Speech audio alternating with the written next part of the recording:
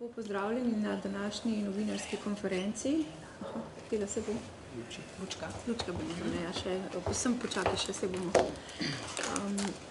Tokrat bomo spregovorili o pravilih obveznega zdravstvenega zavarovanja in njihovih učinkih. Nekako smo k temu pripisali pravice pacientov, za katere se izkaže, da to niso. Kar nekaj takih področij, na katera bi danes radi upozorili. Z nami sta danes dr. Krunoslav Pavlović, predsednik odbora za zobozdravstvo Zdravniške zbornice in podpredsednik Zdravniške zbornice, in pa Mirjana Petrović, tudi doktorica dentalne medicine, predsednika sindikata DENS.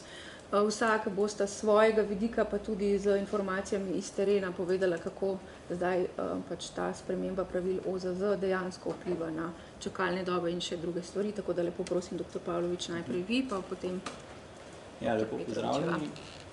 Pravzaprav smo se za to novinarsko konferenco odločili, ker želimo v našem prostoru par informacij pojasniti. Predvsem smo bili izzvani strani zavarovalnice v mesecu decembru in njihovimi navedbami, da zobozdravniki sami ustvarjamo čakalne dobe v zobozdravstvu. Druga stvar pa je, da pravzaprav še danes nimamo rešenih problemov v zvezi z izvajanjem belih zalivk pri otrocih in mladostnikih, kljub temu, da v določenih točkah smo našli, se pravi, soglasje.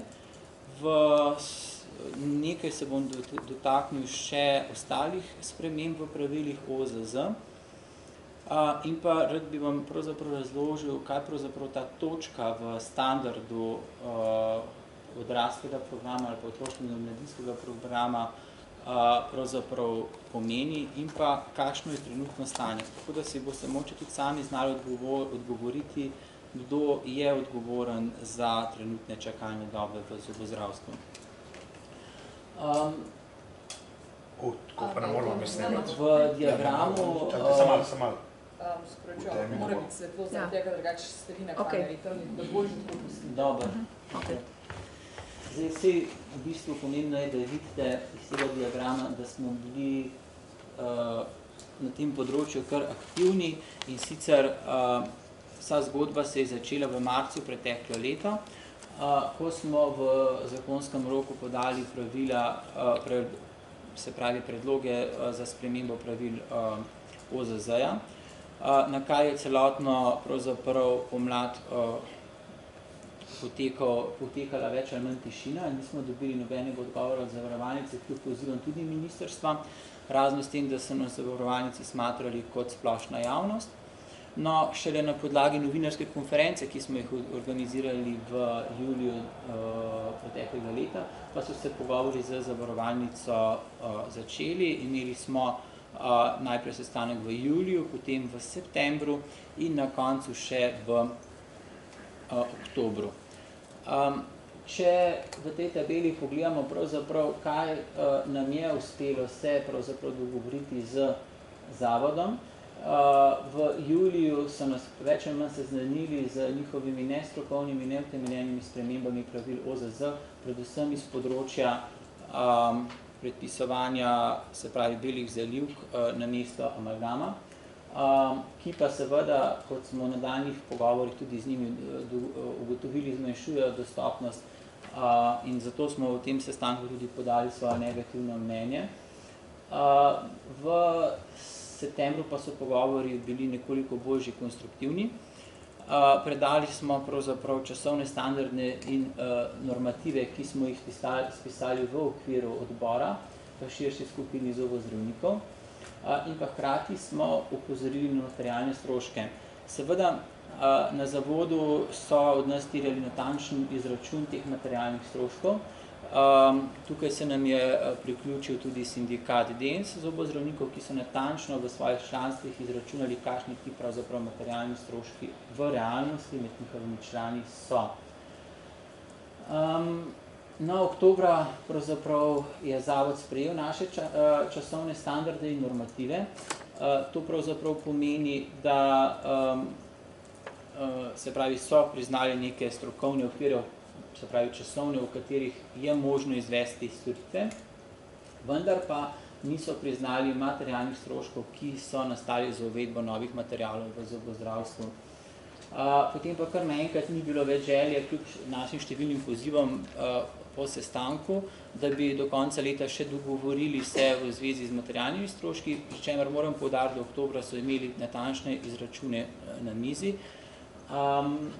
Verjetno gre predvsem zato, ker se je takrat sklepal splošni dogovor za leto 2019, je pa res, da je sedaj še v medresorskem usklajevanju tudi na vladi.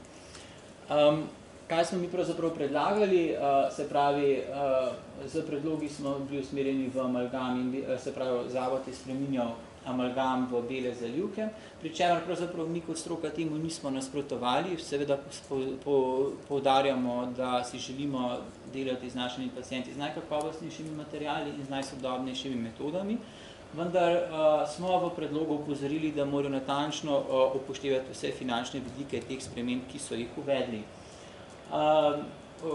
Potem predlagali smo določene spremembe implantološke obravnave pacientov kot pravica, ki se pravzaprav po moje danes kažejo kot točne. Dodali smo pa nove predloge, nujne neodložljive storitve zobozdravstvene. Tukaj moram poudariti, da je predlog zavarovalnice končal pravzaprav na Republičnem strokovnem kolegiju, kjer te predloge vrednotijo še kot strani ministrstva. Predlagali smo izključitev fiksne protetike kot pravice in pa povečanje plačevanja deleža obveznega zavoda za obveznega zavarovanja za snemno protetiko. Te predlogi pa predvsem izhajajo iz naše izkušnje, da se pravzaprav v preteklih letih v zobozdravstvu finančne sredstva na zavodu niso povečevala, ampak so se kvečjemu zmanjševala skozi različne ukrepe.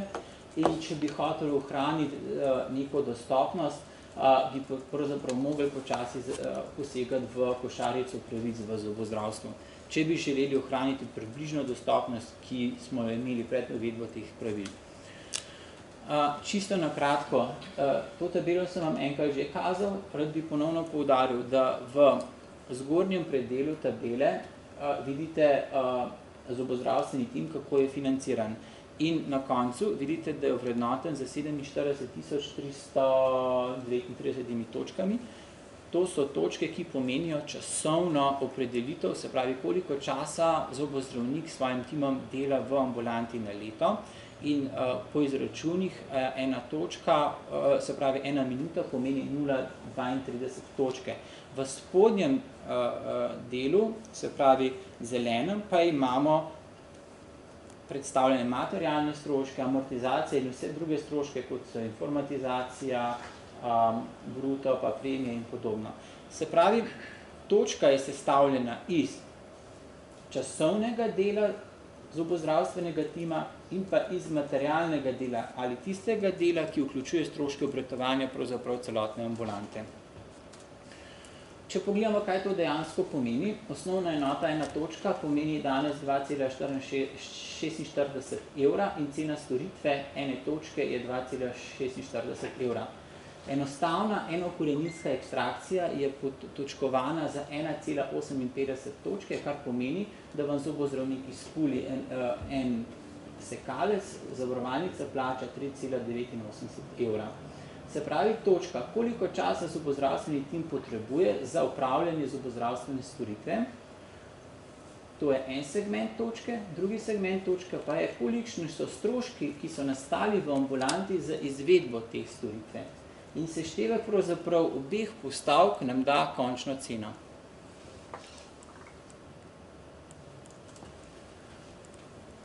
Tako je izgledala časovna predstavitev storitev, ki jih upravljamo zobozdravniki v obliki standardov in normativov. Se pravi, za vsako storitev smo opisali časovno posege, ki so potrebni, da izdelamo določeno ali naredimo določeno storitev. No, in glede na to, da smo dokaj natančno to razdelali, te standarde res časovne so na zavarovalnici priznali, jih je pa cel seznam. Jaz sem tukaj govoril samo eno, tako da vidite, da smo res natančno razdelali in prišli do nekega izračuna končne minutaže. Glavni problem pri tem amalgamu je nastal zaradi tega, ker je zavarovalnica sledila pravzaprav direktivi EU, vendar ni imela jasnih smernic. Pravzaprav direktiva ne veli, da bi morali uvesti kompozit namesto amalgama, je pa seveda to najdražji in najboljši material. Direktiva govori, da je potrebno uvesti pravzaprav alternativo nekemu amalgamu. Ponovno poudarjam, da mi kompozitu ne nasprotujemo, vendar imamo številne pomisleke glede na finančne izračune,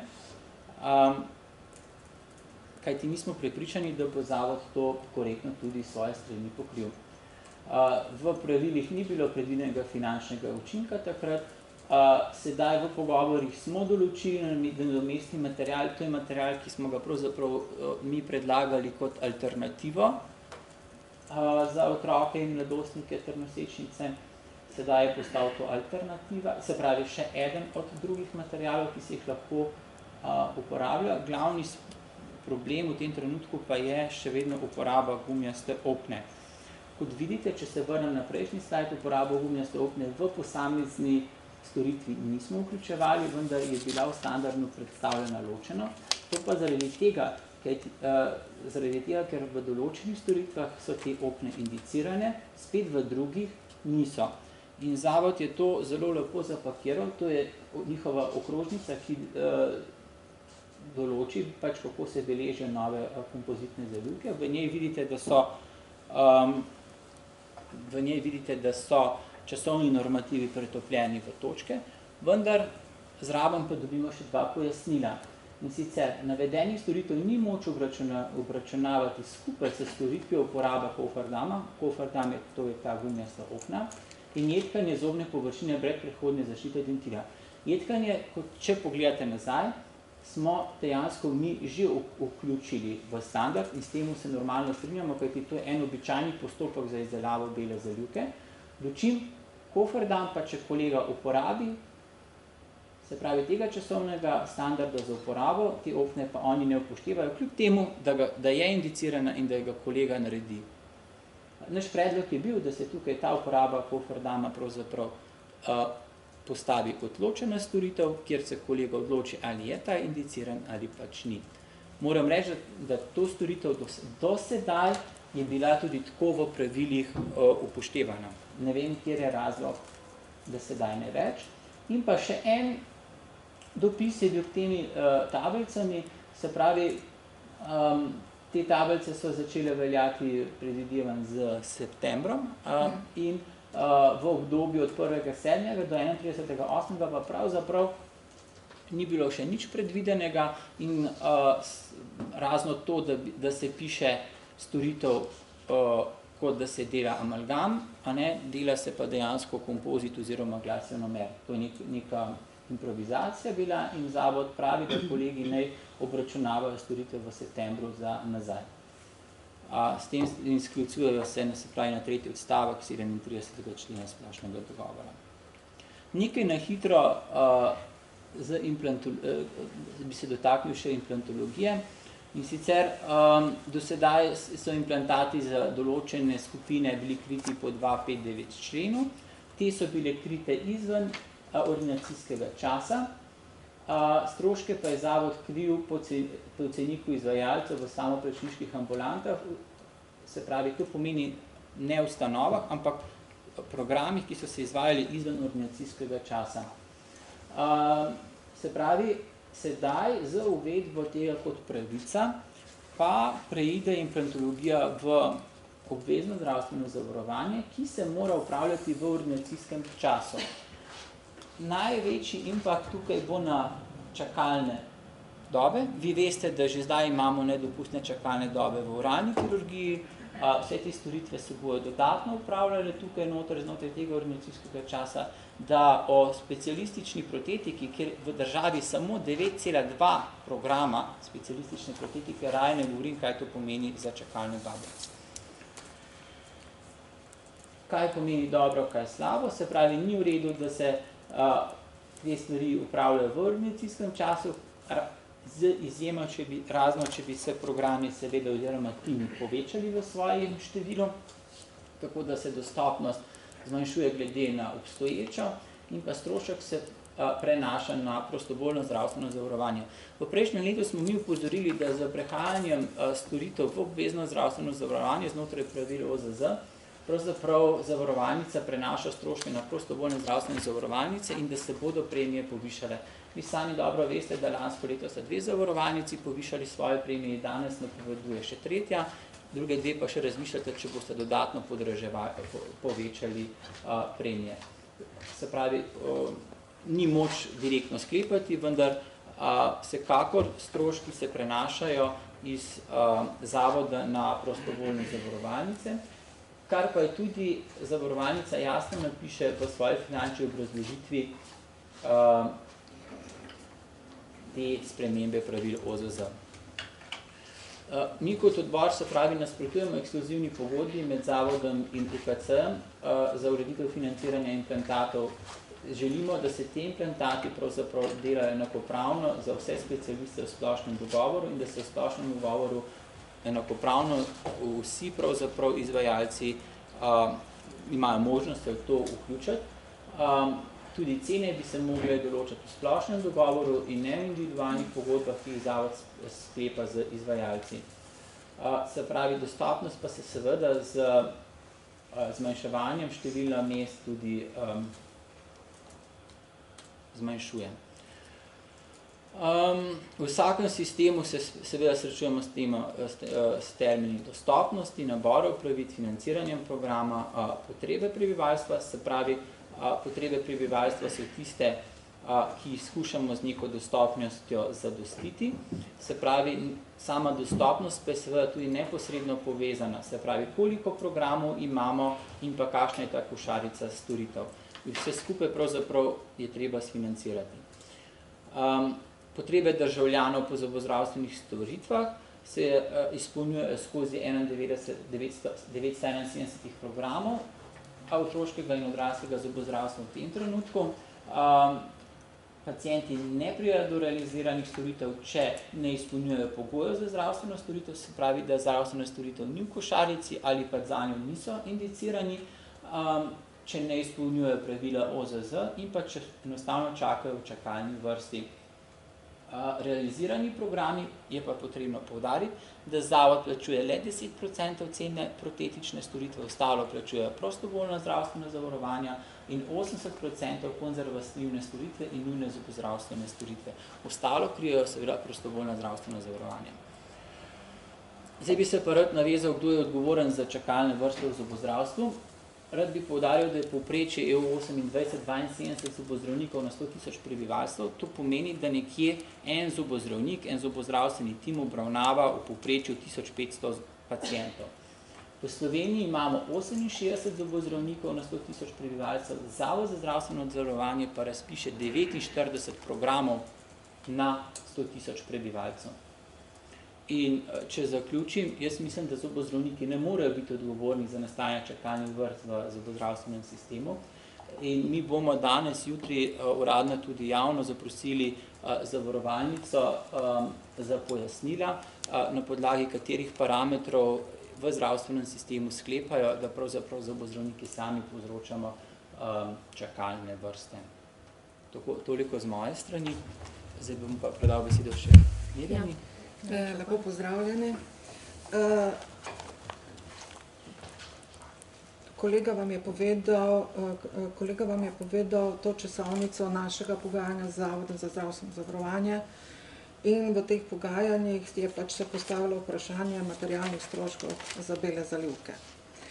In oni so pač na zavodu trdili, da je to manjši del cene, in smo rekli, da to ni možno in smo se odločili in naredili natančne izračune materialnih stroškov za bele zalivke, za amalgam in za glasionomerne zalivke. To smo tudi zavodu posredovali in moram pa povedati, da smo te materialne stroške zelo konzervativno obravnavali, Nismo šli na najvišje cene, iskali smo poprečno ceno, več materialov in kljub temu so cifre, številke šokantne. In ugotovili smo, naprimer, če vidite, ne, tam je pod rdečim je cena amalgamske glasionomerne in kompozitne zalivke. Glasionomerne in kompozitne zalivke, ne, to, kar nam danes plačuje Zavod za zdravstveno zavarovanje, to je cena ZZZS v evrih. Ne. Tu so predstavljeni neposredni materialni stroški za zalivke, za izračun, ki ga jih je Dens izračunal. Ne. In to predstavlja, naprimer, za amalgam 54% od te cene materialne stroške, ne. Medtem ko pri kompozitni zalivke pa gre že na 87. To pomeni, da je dejstvo, da v ceni pa so vračunane plače in prispevki, materialni stroški bi morali biti, amortizacija in kot vam je kolega že pokazal, tudi delno stroški za digitalizacijo. Ugotovili smo, če izračunamo to, če spravimo na 50%, da bi bilo cene, ne, nam zmanjka 31,22 evra. To pomeni, da pri vsaki zalivki, beli zalivki, ki jo mi naredimo, imamo zgubo 31,22 evra. To smo, in najbolj, kar nas moti, mi nimamo nič proti, da so, kot je kolega rekel, kompozitne zalivke standard. Nimamo nič proti, da se širijo pravice pacientov, v bistvu smo veseli, da se to zgodi, da se širijo pravice pacientov, vendar zavod, kadar prinese te ukrepe oziroma določi nam za pogodbo, da to moramo delati, mora tudi zagotoviti sredstva. Ker če oni ne zagotovijo sredstva, to pomeni, da jaz iz moje plače plačujem bele zalivke. In mi smo to hoteli se pogovoriti o teh številkah, slišati morebitne pripombe. Na te izračune ni bilo nobenih pripomb od Zavoda za zdravstveno zavarovanje. Ti izračuni so tudi uporabljeni za splošni dogovor za leto 2019, nihče ni imel nobene pripombe. Ampak zdaj nihče pa tudi se noče z nami pogovarjati, kako naj mi te materialne stroške zagotovimo. In kot vidite, predlagali smo glasionomerno, ki ima manjše stroške, ne, in je tudi primerna za šolsko mladino, predšolske otroke. Vendar pravim, mi rabimo sogovornika, s katerim se lahko nekaj dogovorimo. Morate se zavedati, da je zobozdravstvo ključno z zdravstvom, 10 let se finančno izčrpava. ZUJF je bil sprejet maja 2012, nam so pa začeli pobirati sredstva že 2008. To pomeni, da vse rezerve, ki smo jih imeli, smo mi v 10 letih porabili. Mi ne moremo enostavno privoliti, da se širijo pravice pacientov in da mi to plačujemo iz svoje plače. Tako da se moramo, mi smo zato, da se vsedemo, da se pogovorimo. Razumemo, da ne more se čez noč to popraviti, ker to so velike razlike, ne? Ampak želimo sogovornika in želimo, da se nekaj naredi v tej smeri. Ali da se dogovorimo za časovnico, kako se ti stroški pokrijajo ali karkoli drugega. Edino, kar je za nas nesprejemljivo, molk z državnih ustanov.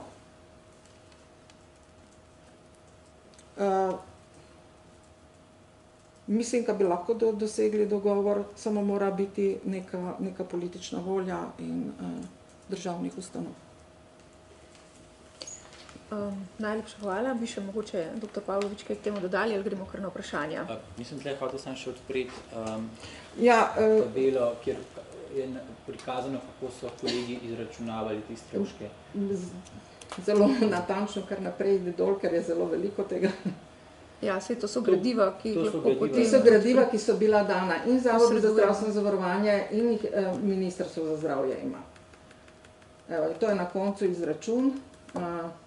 36,23 je strošek, neposredni materialni strošek. Morate se zavedati, da mi nismo uporabili stroške plač, potem ostale materialne stroške izobraževanja, ampak smo samo tu izračunali materialne stroške tistega materiala neposredno, ki nam omogoča, da naredimo belo zalivko. To so različni materiali?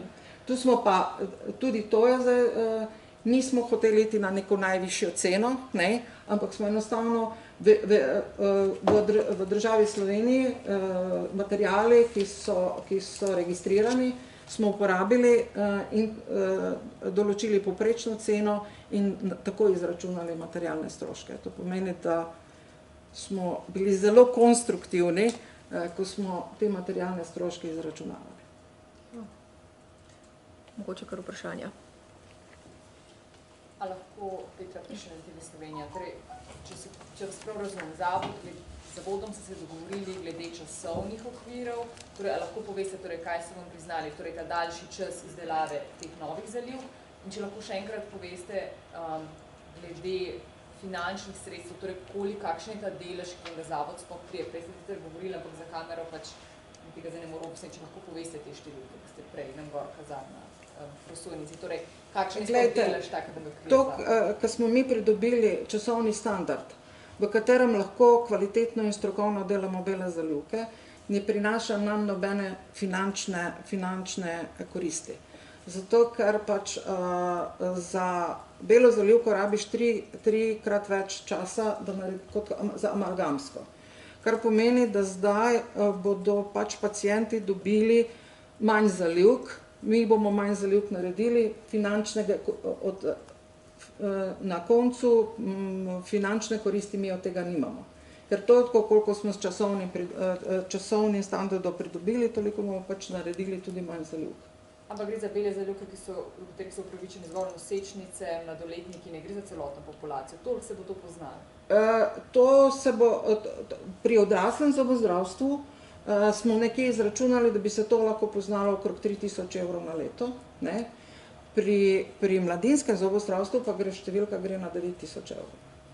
Ampak to kolegica govori o materialnih stroških.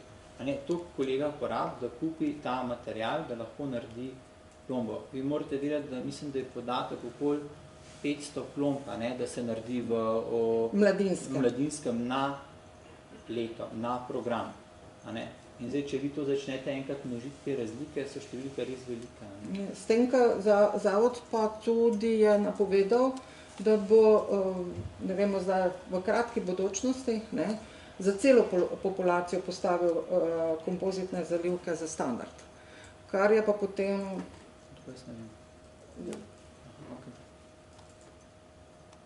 Torej, koliko tem, kakšen delež vi potem dobite plačan po zdajšnjih standardih? Po zdajšnjih standardih mi na vsaki zalivki imamo 31,22 evra izgube.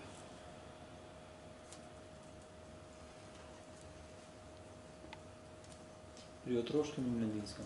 Pri otroškem, mladinskem in tudi tiste za odraslo populacijo, ki jo moramo delati. Zato, ker cene so enake, materiali so enaki.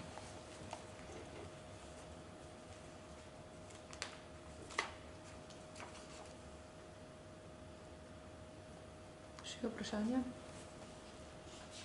Iz tega implantologije nisem pravzaprav dobro razumela. Torej, vam je zdaj zavod določil, da morate v času ordinacijskih ur opravljati kaj še?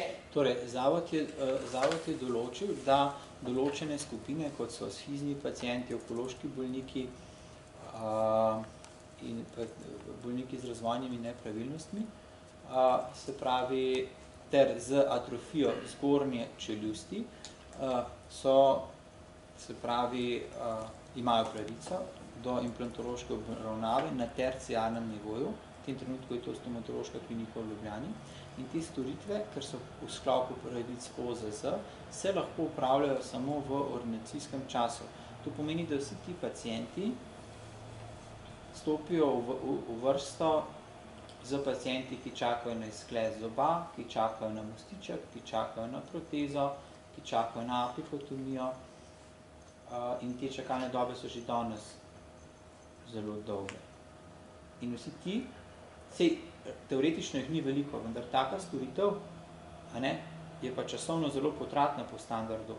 Zdaj vi morate vedeti, da v pogovoru z zavodom, ko so uvedli bele zalivke in ko so priznali naš časovni standard, so ugotovili, da na določen časovni standard in če bi želeli ohraniti isto dostopnost, bi morali v prihodnjem letu razpisati dodatnih 24 do 25 timov otroškega in preventivnega zobozdravstva, kajti čas izdelave storitve se je kumulativno podaljšal.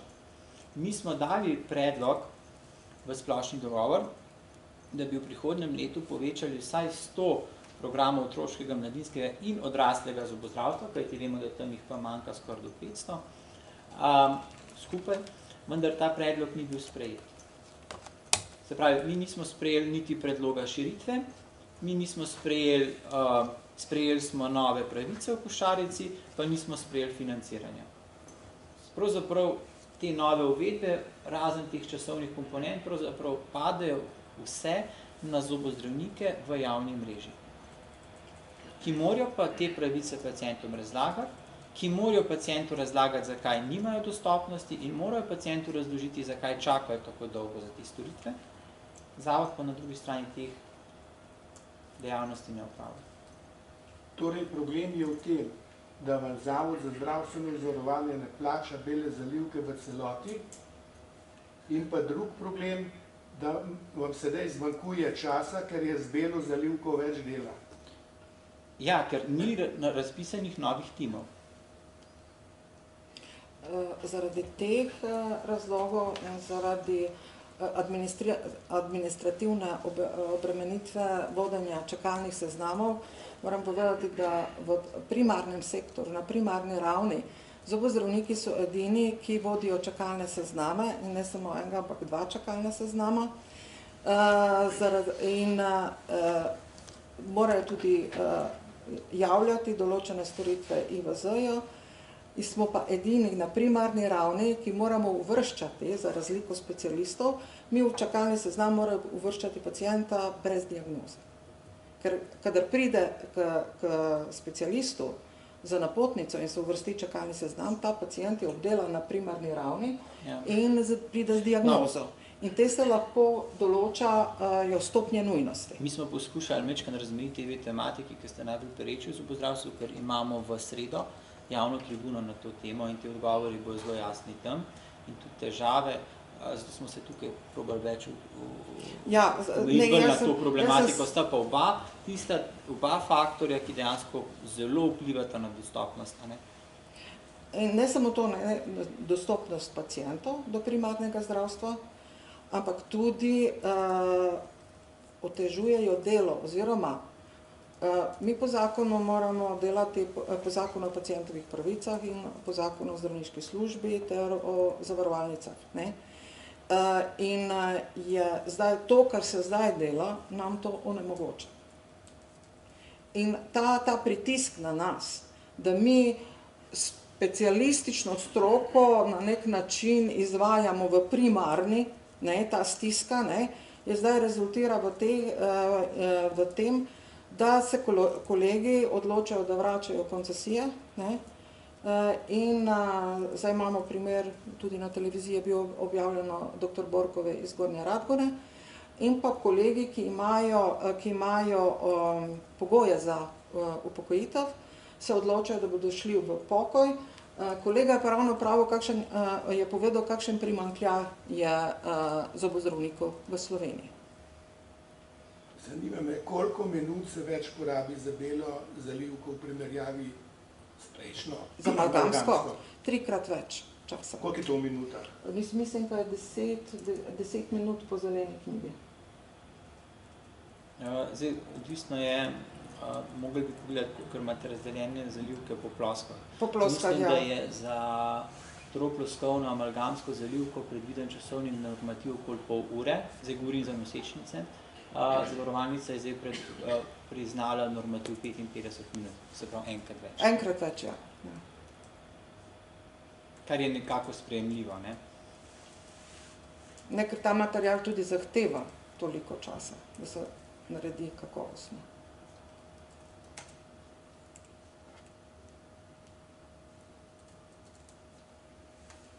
Še kakšno vprašanje?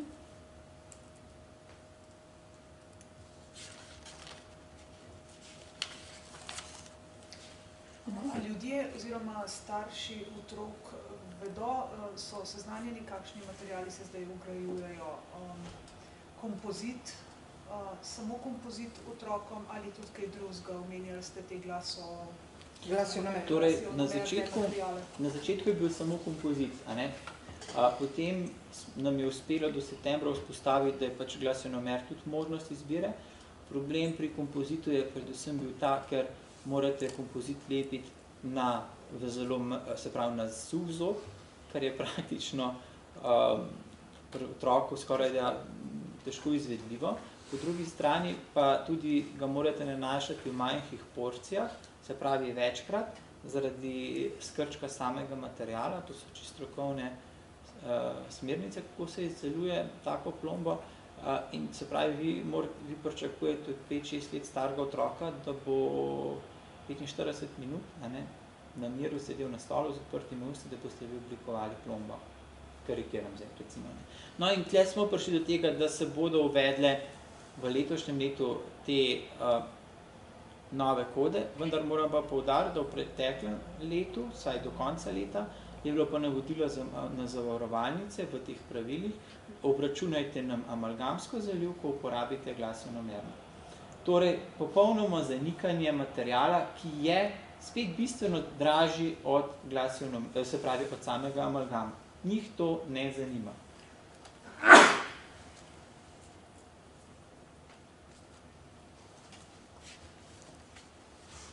Jaz vidim to tudi sporno, da pravzaprav v kartoteki piše ena stvar, v ustih je pa druga stvar. Tako da, ampak to imate tudi, če boste pogledali, imate to dejansko javno v okrožnici napisano. Zavod za zdravstveno zavarovanje ves čas zagotavlja, da se ne vmešava v strokovni del zobozdravstva, ampak tistega trenutka, ko oni samostojno, brez dogovora z nami določijo en standard, še kako vplivajo na stroko v zobozdravstvu.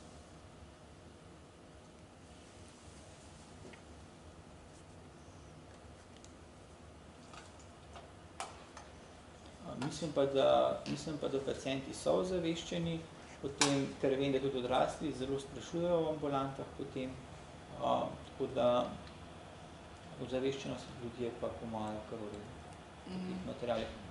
Verjetno pa ne ločijo med kompoziti pa glasionomeri, to je pa dejstvo. Ker tudi današnji sodobni glasionomerni cementi so zelo dobrih markirnih barv in so zelo podobni tudi belim zalivkom. Se pa popolnoma drugače izdelujejo. In tudi manj občutljivi so na vlago. So še kakšno vprašanje ali počasi zaključujemo?